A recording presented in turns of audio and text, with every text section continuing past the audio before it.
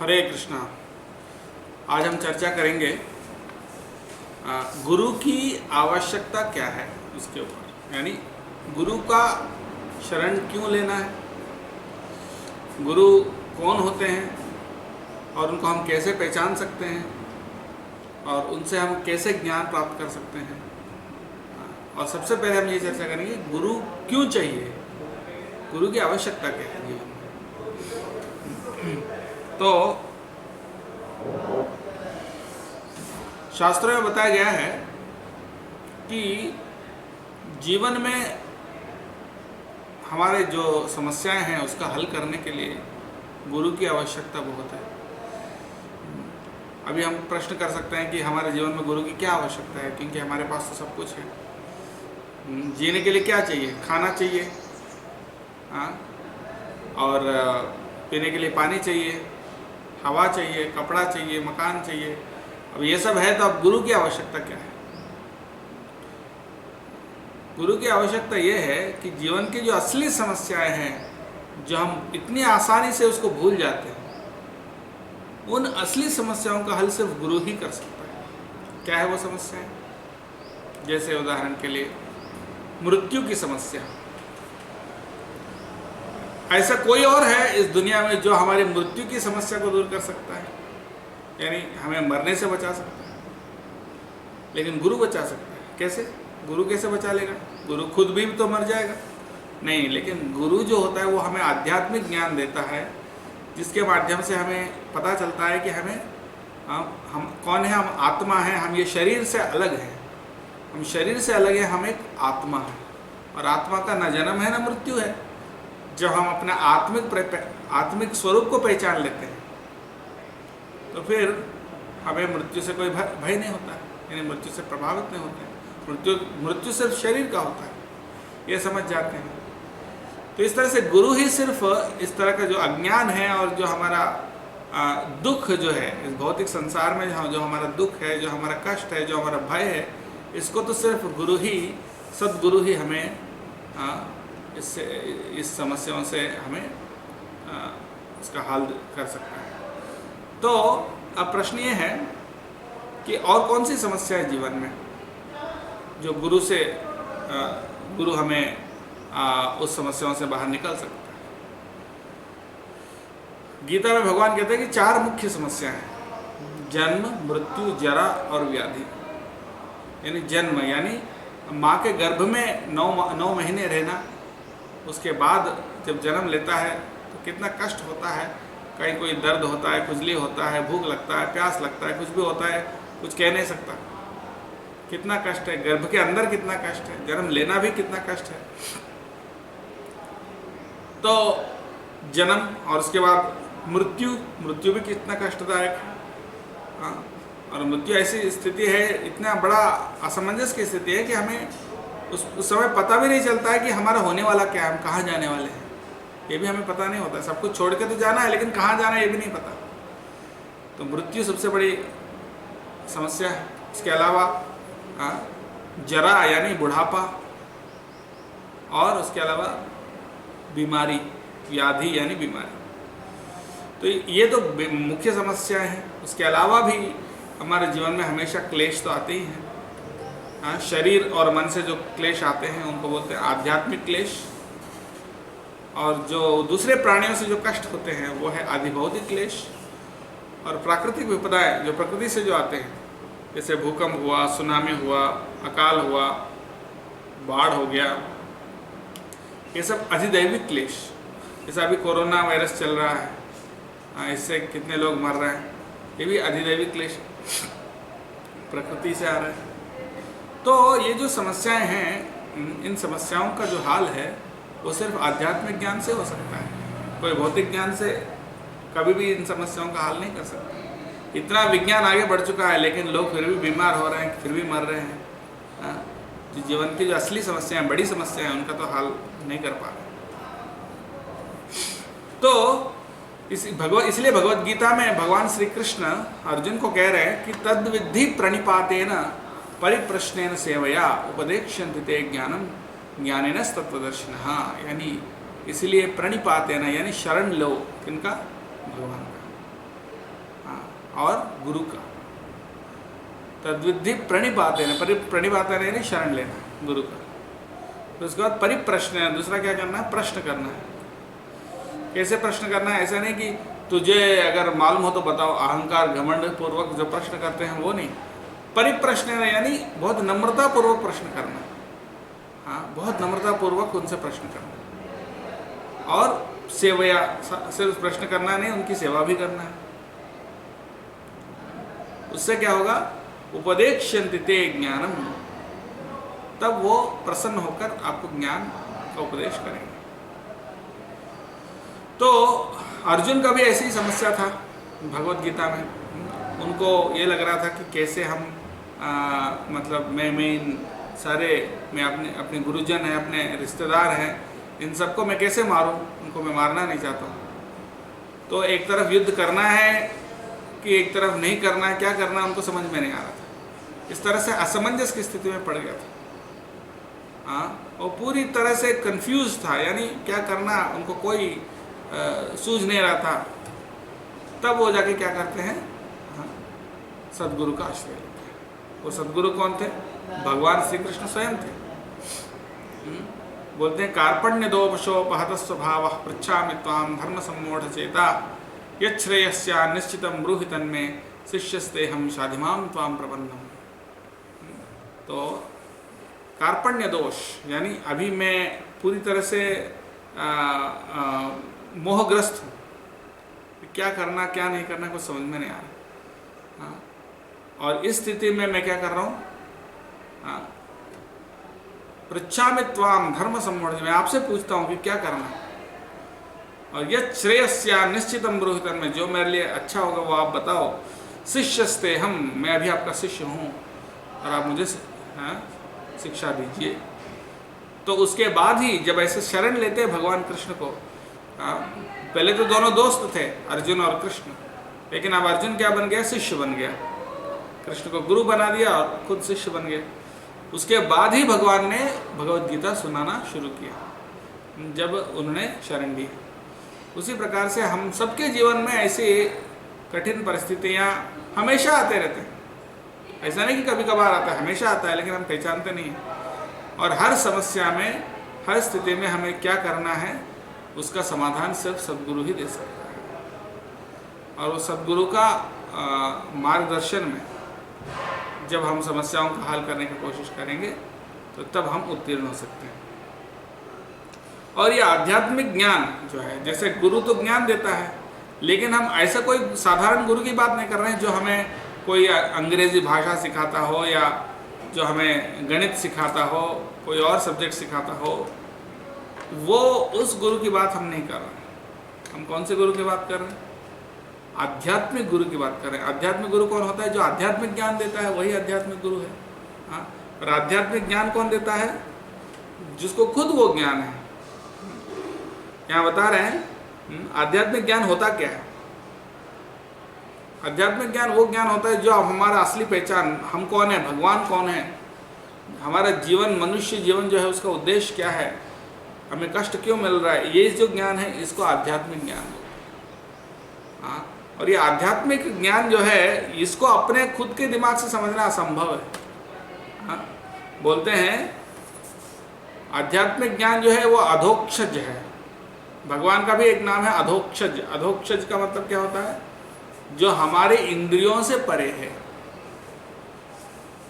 यानी जो अपनी आंखों से जो हम नहीं देख सकते, जो अपनी इंद्रियों से जो हम समझ नहीं सकते, वो है अधोक्षज।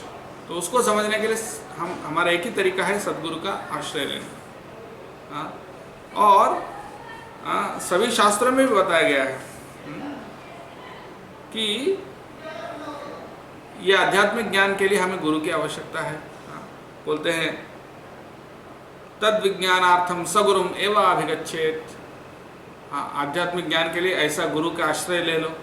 हाँ, और कैसे है, फिर अब आगे ये चर्चा करेंगे कि गुरु का आश्रय किस भाव से लेना। कोई भौतिक लाभ के लिए नहीं करना। ऐसे नहीं कि हमने गुरु का आश्रय ले लिया तो हमारा कोई भौतिक लाभ हो जाए। देखिए हमारी बेटी की शादी नहीं हो रही है, उसके लिए क्या करें। हाँ, हमारे लड़के का नौकरी नहीं मिल रहा है, उसके लिए क्या करें। हाँ, हमारी पत्नी बीमार है, बहुत साल से ठीक नहीं हो पा रहा है, उसके लिए क्या करें। हाँ, या फिर हमारा धन दौलत कैसे बढ़ाएं। हाँ, कैसे कोई हमारा शत्रु हमें बहुत परेशान कर रहे हैं, उसके लिए हम क्या करें।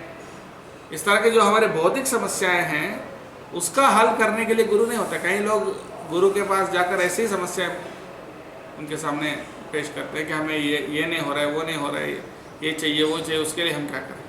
वो कहने वाला गुरु नहीं, वो तो साधारण गुरु है। लेकिन आध्यात्मिक गुरु का काम ये नहीं है। आध्यात्मिक काम गुरु का काम सिर्फ ये है कि हम कौन हैं और भगवान को कैसे प्राप्त करें, यही बताएं। तो ऐसे जो सद्गुरु होता है उसको हमें एक फैशन के हिसाब से नहीं लेना। जैसे हमारे पहचान के लोग, उनके पास गुरु है तो हमें भी गुरु होना चाहिए। सब लोग गुरु के पास जा रहे हैं तो हम भी जाएंगे, हमारा भी एक गुरु होना चाहिए। लगना चाहिए कि हम भी बहुत धार्मिक हैं, प्रेस्टीज के लिए। ऐसा नहीं होता है। बहुत सारे जैसे भेड़ चाल होता है ना, जैसे पहला वाला जो भेड़ जब जाके गड्ढे में गिरता है तो पीछे जितने भेड़ है वो भी जाके गड्ढे में गिरते हैं। उसी प्रकार से सब लोग जा रहे हैं, ये वाले ये बापू हैं, वो बाबा हैं, सब लोग बहुत हजारों लाखों लोग उनके पास जा रहे हैं तो हम भी जाएं भीड़ में शामिल होकर। तो ऐसा नहीं होता है आध्यात्मिक गुरु का चुनाव। तो आध्यात्मिक गुरु को कैसे पहचानते हैं। आध्यात्मिक गुरु के अंदर लक्षण 2 होने चाहिए। तद विज्ञानार्थम सगुरु एवाभिगच्छेत् समित प्राणी श्रोत्रियम ब्रह्मनिष्ठम। पहला है श्रोत्रियम, यानी उनको खुद आध्यात्मिक ज्ञान बहुत होना चाहिए, यानी खुद उन्होंने सारे शास्त्र पढ़े हुए होना चाहिए। उनके गुरु से उन्होंने सारे शास्त्र पढ़े हुए होना चाहिए और उसको पूरी तरह से अध्ययन किया हुआ। और दूसरा लक्षण है उसको ब्रह्मनिष्ठम, यानी उसको खुद अपने जीवन में अमल कर रहे हैं।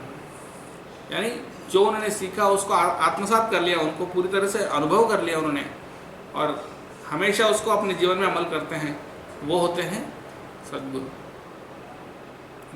और उनको कोई प्रेस्टीज के लिए, जैसे लोग कुत्ता पालते हैं ना, देखो आजकल कुत्ता पालना फैशन है, तो सब लोग कुत्ता पाल रहे हैं तो हमने भी पाल रखा है कुत्ता, क्योंकि हम भी हाई सोसाइटी के मेंबर समझ लगते हैं उससे। पर ऐसा नहीं होता। गुरु को हम उस भाव से आश्रय नहीं लेना चाहिए कि सब लोग गुरु को पाल रहे हैं, यानी सब लोग गुरु का आश्रय ले रहे हैं तो इसलिए हम भी गुरु का आश्रय लेंगे। ऐसा नहीं। कुत्ता जैसा नहीं कि सब लोग कुत्ता पाल रहे हैं इसलिए हम भी पालेंगे, बल्कि उनसे सिर्फ ज्ञान लेने के लिए, हमारा जीवन का लक्ष्य समझने के लिए जाना चाहिए उनके पास। अब देखते हैं गुरु कौन होता है, गुरु का लक्षण क्या होते हैं। बोलते हैं गुरु सबसे पहला लक्षण उनका ये होता है कि वो पारदर्शी होते हैं। अंग्रेजी में बोलते हैं ट्रांसपेरेंट वया मीडियम, यानी पारदर्शी, जो आर पार दिखता है, यानी इधर का रोशनी उधर जाता है, उधर का रोशनी इधर आता है, उसको बीच में रोकता नहीं है, वो पारदर्शी होता है। जैसे हम चश्मे पहनते हैं, चश्मे का काम क्या है, उधर का रोशनी इधर लाना और इधर के रोशनी को उधर ले जाना। तो वैसे ही जो सद्गुरु होता है वो चश्मे का काम करता है, यानी हम जो भक्ति करते हैं वो भगवान तक पहुंचाता है और भगवान का जो दिया उपदेश हम तक पहुंचाता है, यानी बीच में कुछ बदलाव नहीं करता है। ऐसा नहीं कि हमने भगवान को कुछ सेवा समर्पण किया तो उनने अपने पास लेकर रख लिया, और खुद भोग करने लगे, भगवान को समर्पित नहीं किए। या भगवान ने जो संदेश दिया उसको बदल के उसमें कुछ अपना जोड़ के हमको सुनाया, तोड़ मरोड़ के नहीं। सद्गुरु ऐसा नहीं होते, वो पारदर्शी होते हैं। भगवान ने जैसा बताया एज इट इज़ हमें बताता है और हमने जो सेवा किया उसको एज इट इज़ भगवान तक पहुंचाता है। ये होता है सद्गुरु। और उनका दूसरा लक्षण क्या है, जो चश्मे पहनते हैं उसका एक और लक्षण होता है कि दूर का वस्तु को पास में लाता है और स्पष्ट दिखाता है। यानी हम मान लीजिए आप पढ़ने में दिक्कत हो रहा है तो चश्मा पहनते हैं तो क्या होता है, जो अक्षर है वो बहुत क्लियर दिखने लगते हैं और वो पास दिखने लगते हैं। उसी प्रकार से जब सद्गुरु का आश्रय लेते हैं, सद्गुरु ये करते हैं कि भगवान को करीब लाते हैं, यानी हमें भगवान के करीब ले जाते हैं और भगवान को समझने में मदद करते हैं। भगवान का जो संदेश है उसको समझने में मदद करते हैं। और सद्गुरु कभी ये नहीं कहता कि मैं भगवान हूँ, जो अपने आप को भगवान कहे वो सदगुरु नहीं होता, वो गुरु नहीं होता, वो कुत्ता होता है। प्रभुपाद जी ने अंग्रेजी में कहा, one who says that he is God, he is dog. यानी GOD यानी गॉड, उसका उल्टा होता है DOG यानी डॉग। यानी जो अपने आप को GOD कहता है यानी भगवान कहता है, अपने आप को भगवान कहता है, वो भगवान नहीं है, वो क्या है, उसका उल्टा DOG है यानी कुत्ता है। तो सदगुरु जो है वो कभी भी अपने आप को भगवान नहीं कहता है, वो अपने आप को भगवान का सेवक समझता है। हाँ, और वो सिर्फ भगवान का मतलब भगवान को पहुंचने का एक माध्यम बनता है। और एक और चीज़ है, हाँ, जो गुरु होता है वो उनको खुद भी एक गुरु होना ज़रूरी है। हाँ, जैसे मान लीजिए आजकल बहुत सारे ऐसे गुरु आ रहे हैं, लेकिन उनसे पूछा जाए कि आपके गुरु कौन है, तो वो नहीं बताते। या अगर उनके गुरु का नाम भी बताते होंगे तो हमें पता नहीं चलता है कि वो कौन है, कहाँ रहते हैं। लेकिन जो सदगुरु होता है वो अपने गुरु से पूरी तरह जुड़ा हुआ रहता है, अपने गुरु के आदेश से ही वो खुद हर काम करता है। और वो जो उनके गुरु होते हैं उनका भी एक गुरु होते हैं, और जो उनके गुरु हैं उनके भी गुरु होते हैं, और उनके भी गुरु होते हैं। ऐसा जाते जाते जाते वो कहाँ तक पहुँचते हैं, आखिरी में वो भगवान तक पहुँचता है। यानी भगवान से वो पूरा चेन जुड़ा हुआ है, भगवान से ये जो ज्ञान आया हुआ है चेन में, उसको बोलते हैं गुरु शिष्य परंपरा। ये गुरु शिष्य परंपरा में जो आते हैं उससे जो दीक्षा लिए हैं वही सदगुरु होते हैं। इस गुरु शिष्य परंपरा का एक और नाम है, उसको बोलते हैं संप्रदाय।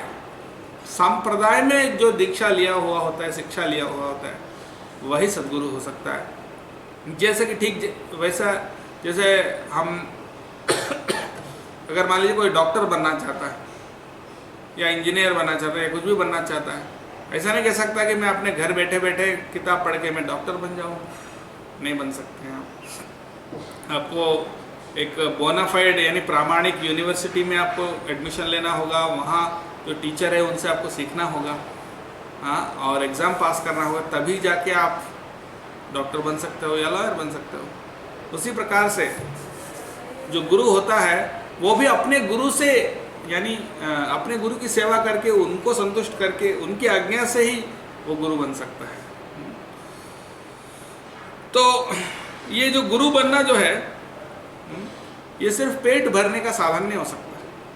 जैसे अपने पेट भरते हैं, जैसे सब लोग अपने पेट भरने के लिए कोई ना कोई काम धंधा करते हैं, तो कोई अपने गुरु बनने का काम धंधा कर रहे हैं, ऐसा गुरु नहीं हो सकता। ये कोई काम नहीं है, धंधा नहीं है गुरु बनना। गुरु सिर्फ वही बन सकता है जो जिसके पहले तो मैंने बताया आध्यात्मिक ज्ञान होना चाहिए, उसको अपने जीवन में अमल करना चाहिए। साथ में एक और लक्षण होना चाहिए कि वो जो गुरु बन रहा है उसमें अपने फायदा के लिए नहीं बनना है गुरु, सिर्फ शिष्यों का भलाई के लिए, सिर्फ उसमें कोई स्वार्थ नहीं होना चाहिए कि हाँ मैं गुरु बनूंगा तो मुझे कुछ फ़ायदा मिलेगा, कुछ धन मिलेगा, कुछ लोग माथा टेकेंगे, लोग प्रणाम करेंगे, उससे मुझे अच्छा लगता है, शिष्य बनाना है मुझे हजारों, ताकि मैं फेमस हो जाऊँ, यानी मैं बहुत मेरी अपनी नाम बढ़ जाए, लोग मेरी तारीफ़ करें, या मुझे धन मिले, ये मिले, वो मिले। इस तरह का जो इच्छा रखता है वो कभी भी वो सदगुरु नहीं बन सकता। वो तो ढोंगे निश्चित, लेकिन सदगुरु वही होता है जो सिर्फ लोगों का भलाई के लिए, उनका उद्धार के लिए, और कोई दूसरा इच्छा नहीं रखता है। सिर्फ लोगों का भलाई के लिए ही सिर्फ वो गुरु बन रहा है। और दूसरा, क्या ये गुरु बनने के लिए मतलब वो कोई ब्राह्मण होना ज़रूरी है, यानी ब्राह्मण कुल में पैदा होना ज़रूरी है? बिल्कुल नहीं। शास्त्र में बताया गया है किबा विप्रा किबा न्यासी शूद्र कहने नॉय, जय कृष्ण तत्ववेता सही गुरु होय। यानी जो कोई अगर ब्राह्मण हो या कोई शूद्र हो, कोई भी कुल में पैदा क्यों ना हुआ हो, अगर वो भगवान के बारे में तत्व ज्ञान जानता है तो तब वो गुरु बन सकता है जरूर। इसमें कोई कुल का वो नहीं है। और एक और जगह ये भी बताया गया है, भागवत में बताया गया है, विप्रात द्विषट गुणयुतात् अरविंद नाभ पादा अरविंद विमुखात् सवचम वरिष्ठम मन्ये तदर्पित मनो वचने हितार्थ प्राणम पुनाति सुकुलम न तो भूरिमानः।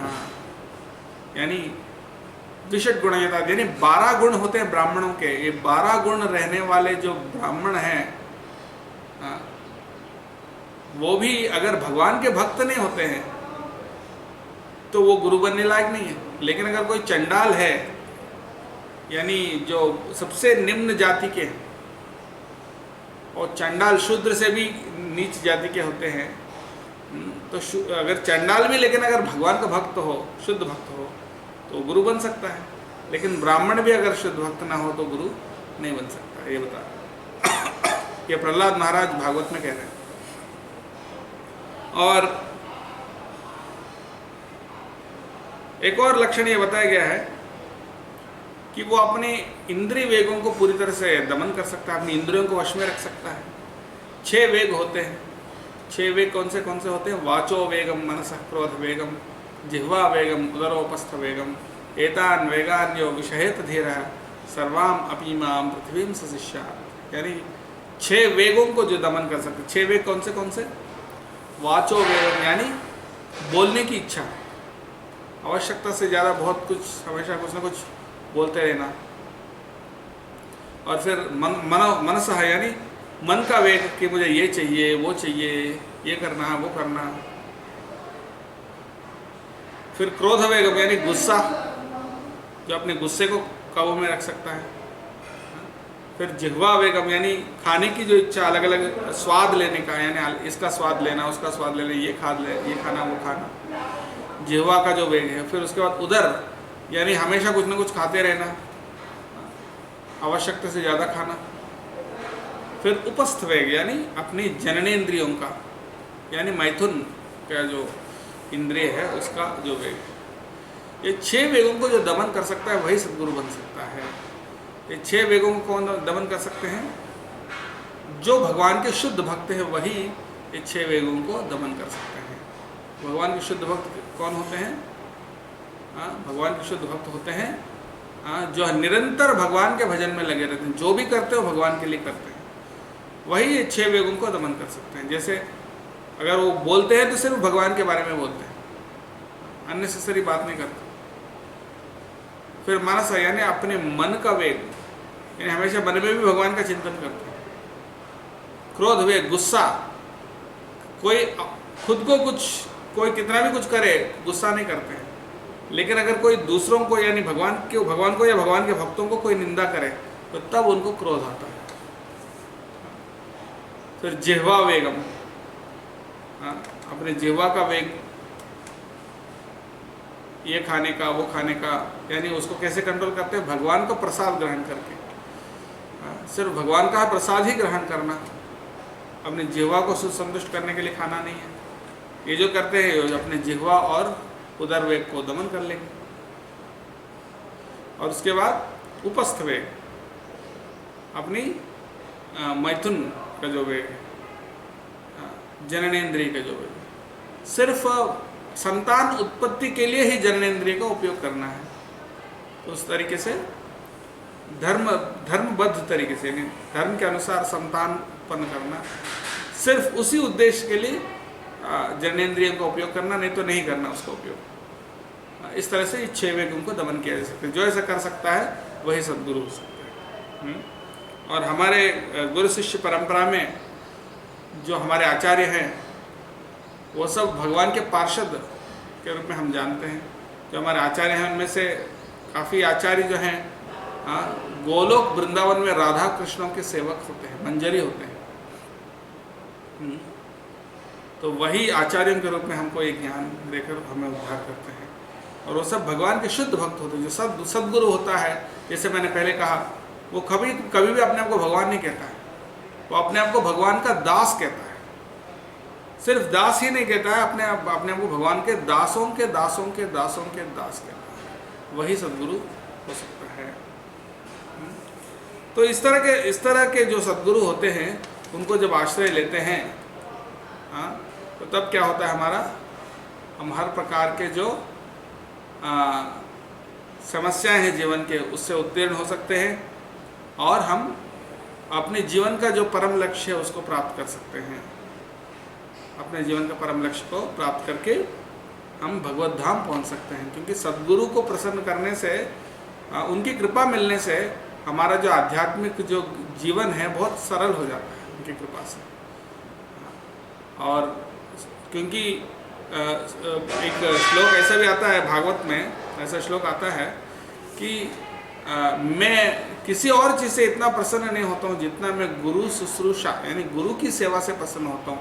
भागवत में भगवान श्री कृष्ण उद्धव से कहते हैं, उद्धव जी से कहते हैं कि गुरु शुश्रूषया यानी गुरु की शुश्रूषा यानी गुरु की सेवा से मैं जितना प्रसन्न होता हूँ ना, उतना प्रसन्न मैं कोई तपस्या से, कोई आध्यात्मिक ज्ञान से, कोई जप करने से, कोई किसी और चीज़ से मैं प्रसन्न इतना नहीं होता हूँ। ऐसा क्या है? तो ये है सद्गुरु की आवश्यकता। और उस ऐसे गुरु का हम जब आश्रय लेते हैं, हमें ऐसा बताया गया है कि सत संप्रदाय में आचार्य का जब आश्रय लेते हैं तो हमारे जीवन का हर समस्या का हम समाधान कर सकते हैं। हाँ, और भगवान को भी हम बहुत आसानी से प्राप्त करते हैं। बहुत बहुत धन्यवाद। हरे कृष्णा कृष्णा कृष्णा हरे हरे, हरे राम राम राम हरे हरे।